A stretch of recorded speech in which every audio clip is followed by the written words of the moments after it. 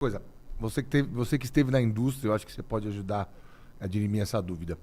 É, como que é essa parada da fabricante vender para uma locadora? Aham. É muito mais barato? Assim, tudo bem, eu sei que deve comprar 600, 500, 1.500 carros, enfim. Aham. Você que esteve lá do lado da fabricante. Como que é essa relação e prazo de pagamento? Qualquer um pode comprar, Aham. ter uma locadora. Como é que é? Explica para o pessoal, porque hoje em dia, no ano passado cresceu 15% o mercado, Sim. e as pessoas falam assim, mas é tudo carro de locadora. Eu fui ver, não era, né? Não. Era 58 a 30, 68 a 32. Ano passado cresceu regular. O mercado final e o mercado locador cresceram igual. Não chegou a, acho que 40% ou a 38, enfim. Aham. Mas é uma parcela grande. É muito, Muito óbvio, grande. óbvio, óbvio. Muito grande. Por que que isso acontece no Brasil dessa maneira tão avassaladora? É aquele negócio, né? Polêmica, né? Não, só pra entender Tema mesmo. polêmico. Porque mexe com muitas discussões, lei Ferrari e tudo mais, né? Mas assim, na prática, todas as montadoras no Brasil são filiais. Infelizmente, o senhor Gurgel talvez não tenha a ajuda necessária do governo, né? O comprometimento. O comprometimento. Quando você olha os BRICS, por exemplo, a gente é a gente é o único que não tem fábrica nacional, né? Tem no Brasil, mas não marca brasileira. A África do Sul também não, né? África do Sul também não, você tem razão, cometi ato falho. Mas a Índia tem, a China tem, a Rússia tem, né? E não fora dos BRICS também, Coreia e tudo mais, sim, né? a gente deveria ter. Né? Deveria ter, né? Mercado desse tamanho? Um dos maiores mercados do mundo, a gente deveria ter.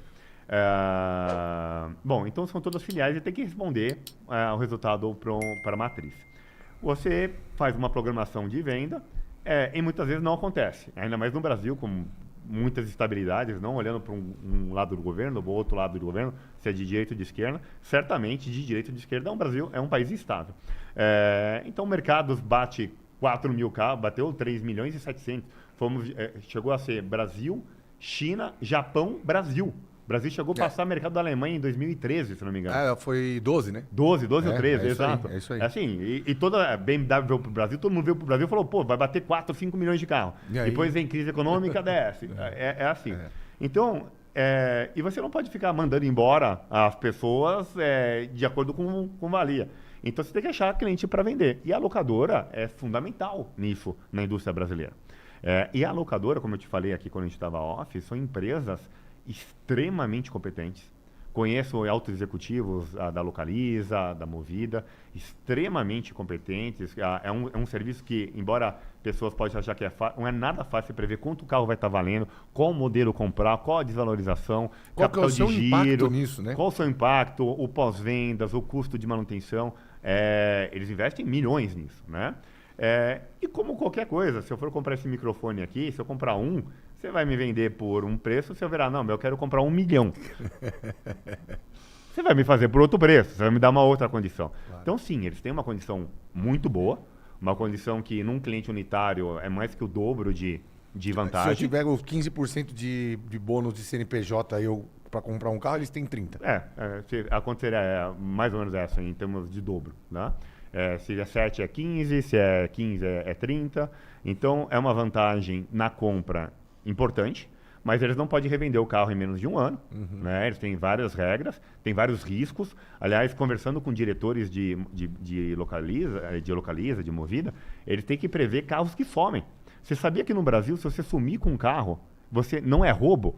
Tem um outro, não vou me lembrar o nome do artigo, mas se você tem um carro alugado e você não devolve, não é roubo.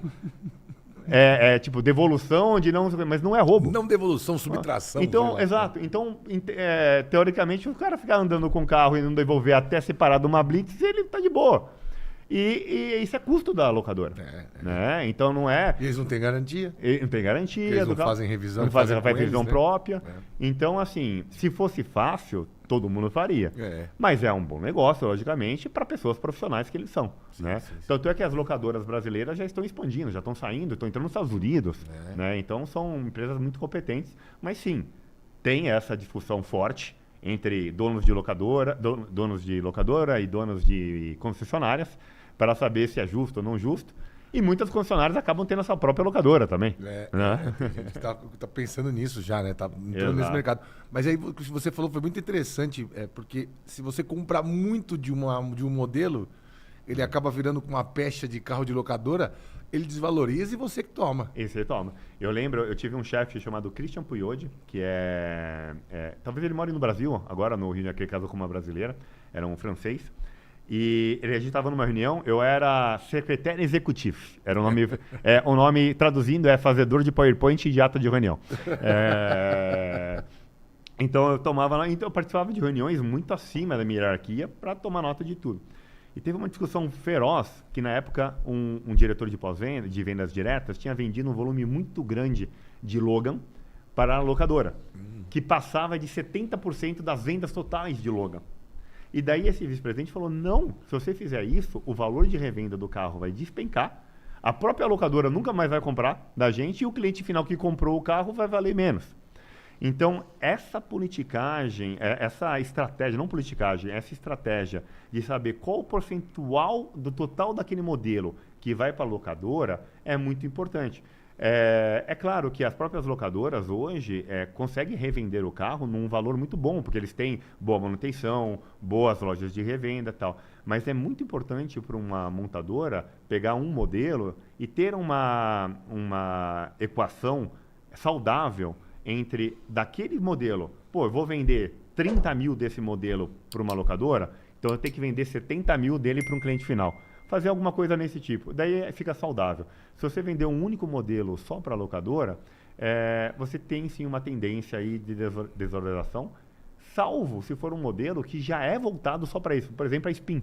Né? A Spin, ela tem cliente final? Tem, mas a maioria é táxi, locador. Isso. Porque é um modelo, a estrutura dele já é inteligente para esse tipo de uso. Tanto que ele não recebe nenhuma atualização mecânica. Exato, ele continua vendendo bem pra caramba. E é um super carro, super confiável. Aconteceu com os carros americanos também, né? Sim. Ford Crown, Exato. O Chevrolet, aquele da polícia, enfim. Teve alguns modelos que nunca mudaram. E você acha, por exemplo, no governo anterior, o Salim Matar, que localiza, enfim, Sim. ele estava muito próximo do governo e tal.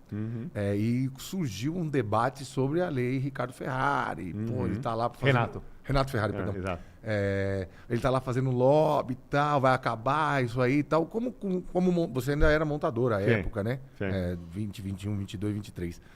Como que a marca enxergou essa aproximação de alguém de um mercado que pode simplesmente engolir concessionários do jeito dos moldes que a lei é hoje?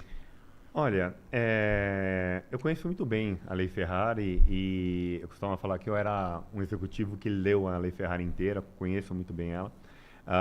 E tive o prazer, inclusive recente, agora como Carbon, de conhecer a concessionária, os filhos do Renato Ferrari, sim. que escreveu a lei e tudo mais. Ela tem vários pontos de vista. O que eu acredito, as concessionárias, elas realmente precisam de uma proteção, porque elas trabalham com montadoras mega multinacionais. E quem são eles na fila do pão quando você compara com mega multinacionais? Por outro lado, o mercado tem que ser dinâmico, e as locadoras têm um sistema muito dinâmico de trabalho, muito competente de trabalho, como eu te falei.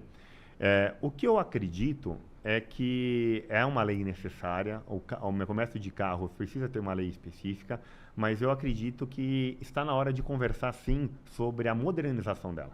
Porque quando foi escrita ela, não existia venda online de carro, né? Então eu falei, eu tenho que ter um concessionário no meio da operação para te vender um carro. Seja via CNPJ, que daí eu pago uma comissão para o dealer, seja via varejo, que daí o dealer compra o carro e te vende.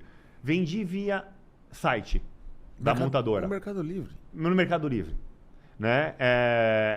Então você tenta enquadrar um novo mercado numa lei que foi escrita quando não existia isso. É isso aí. Então daí você tem interpretações em vistas de injustiça de um lado ou de um outro. Então eu acredito que seja necessário essa discussão, que seja necessário a atualização, mas também que ela é necessário existir. Proteger o concessionário. Porque o concessionário, eu tive o prazer de trabalhar na França, né? Trabalhei numa cidade chamada Grenoble, que era a área de atuação de Lyon. Daí lá na França, como funciona? A própria montadora pode ser dona da concessionária, chamava de sucursal.